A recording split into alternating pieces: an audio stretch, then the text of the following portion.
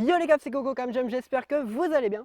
Aujourd'hui j'ai envie de mettre les choses au clair par rapport au concours, donc on va se faire une petite vidéo où on va parler du CSO, je vais essayer d'aller assez en détail. Alors pour les puristes, non, je ne vais pas parler d'absolument tout, mais des principales choses que je retrouve en commentaire. C'est-à-dire que j'ai beaucoup de commentaires où on me dit ouais, qu'est-ce que ça veut dire la montre club, qu'est-ce que ça veut dire la montre poney, et tout ça, et bien c'est ce qu'on va voir aujourd'hui. Donc je te mets un petit sommaire avec les timecodes, si tu n'as pas envie de regarder cette vidéo ou que tu as envie de la voir en plusieurs fois parce qu'elle devrait être quand même un petit peu longue. Quand on parle de club ou poney, on parle d'épreuve, mais donc quelle est la différence entre une épreuve club et une épreuve poney? On va commencer par les clubs parce que c'est ce qu'il y a de plus simple. Les épreuves club sont des épreuves qui sont destinées aux chevaux, c'est-à-dire que toutes les distances du parcours, que ce soit le nombre de foulées dans les lignes, les distances dans les combinaisons, donc les doubles ou les triples, sont calculées par rapport à la foulée moyenne d'un cheval, et je te remets ça juste ici. Attention, quand je dis qu'une épreuve club est destinée aux chevaux, je ne dis pas qu'elle est interdite aux poneys. Non, un poney peut tout à fait faire des épreuves club. Par exemple, dans mon cas, avec Tip Top, je montais des épreuves club et pourtant Tip Top était un poney. Maintenant, passons aux épreuves poney. Les épreuves poney sont donc des épreuves qui sont adaptées à la foulée des poneys.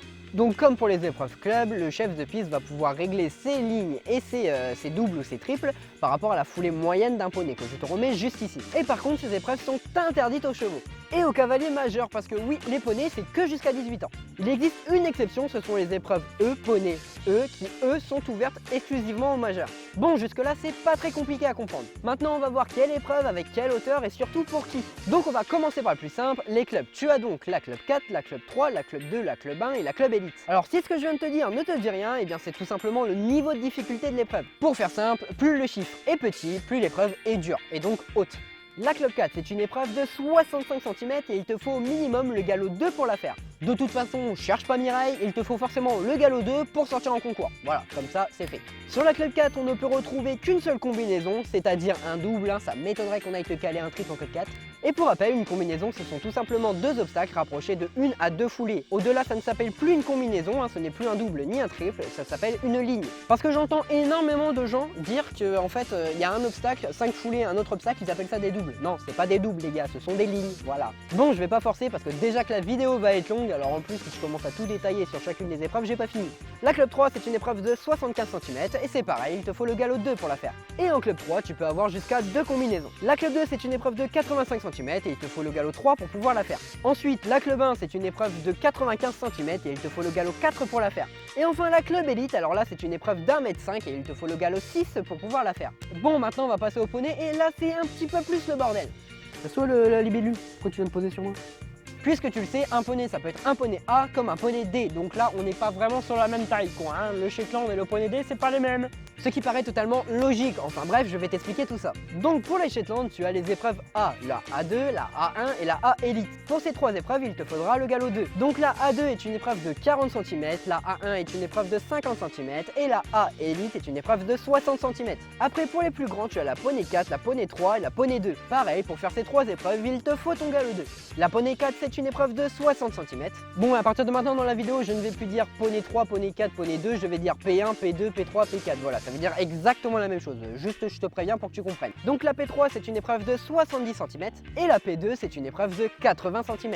Pour la poney 1, poney élite et la As poney 2 et poney E, donc les épreuves ouvertes aux majeurs, il te faudra ton galop 4. En termes de hauteur, la P1 c'est 90 cm, la P élite c'est 100 cm, donc 1 m, l'As poney 2 c'est 1,10 m et la poney E élite c'est 1,10 m. Et enfin tu as l'As poney 1 et l'As poney élite. Et pour ces deux épreuves il te faut ton galop 6 et tu vas comprendre pourquoi. Puisqu'en As poney 1 tu vas sauter 1,20 m et qu'en As poney élite tu es sur du 1,30 m.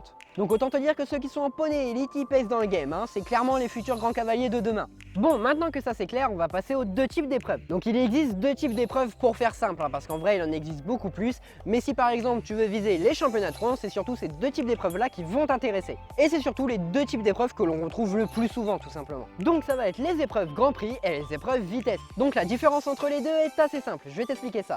L'épreuve Grand Prix est une épreuve en deux phases. Et on parle de phase par rapport à la manière de chronométrer. Je m'explique, tu as une première phase qui commence généralement avant le 1 et qui se termine généralement entre le 6 et le 7. 7. Bien sûr, je parle en règle générale, ça peut un petit peu changer, sauf pour le départ. Le départ, c'est forcément avant le 1. Et une seconde phase qui va donc se terminer au moment où se termine la première, donc entre le 6 et le 7, et qui va finir après le dernier.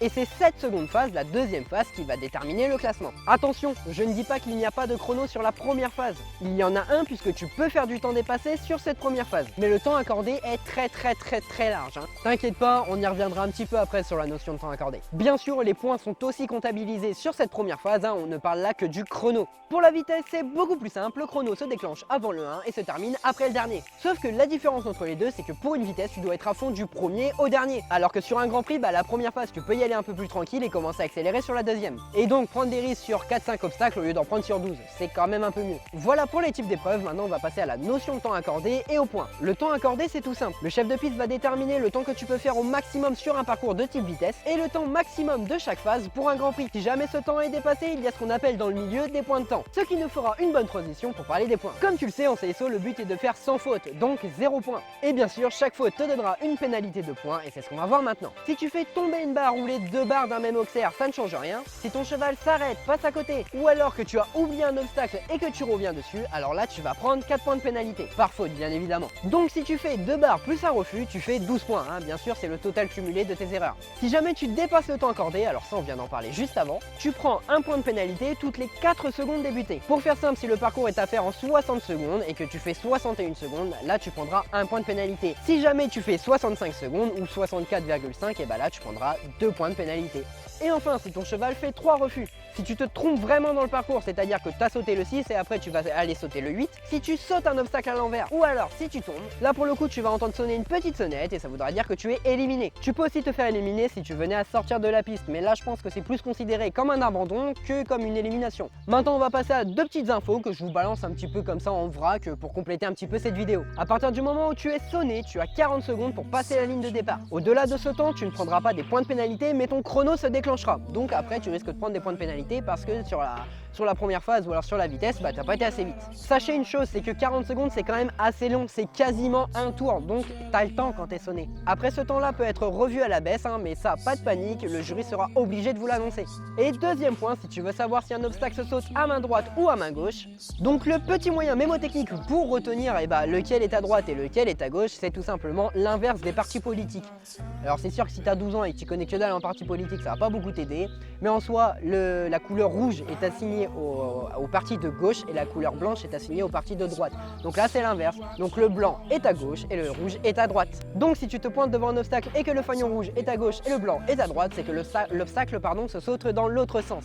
Et si jamais tu venais à sauter un obstacle à l'envers, comme je te l'ai dit tout à l'heure, c'est l'élimination. Voilà, j'espère que cette petite vidéo vous aura aidé à mieux comprendre le CSO, j'espère surtout que j'aurai réussi à être clair. Je suis quand même assez désolé que cette vidéo était aussi longue, mais je pense que c'était vraiment indispensable de remettre les choses à plat, puisque plus ça va, plus j'ai des commentaires qui me posent des questions. Qu'est-ce qu'une épreuve club, qu'est-ce qu'une épreuve poney, qu'est-ce qu'une vitesse, qu'est-ce qu'un Grand Prix. Donc voilà, maintenant vous le savez. Donc voilà, si cette vidéo t'a plu, n'hésite pas à me lâcher un petit sabot bleu. Tu peux également t'abonner pour ne pas manquer une prochaine vidéo. N'hésite pas si tu as d'autres questions à me les poser en commentaire. Et moi sur ce, je vous dis à plus les caves.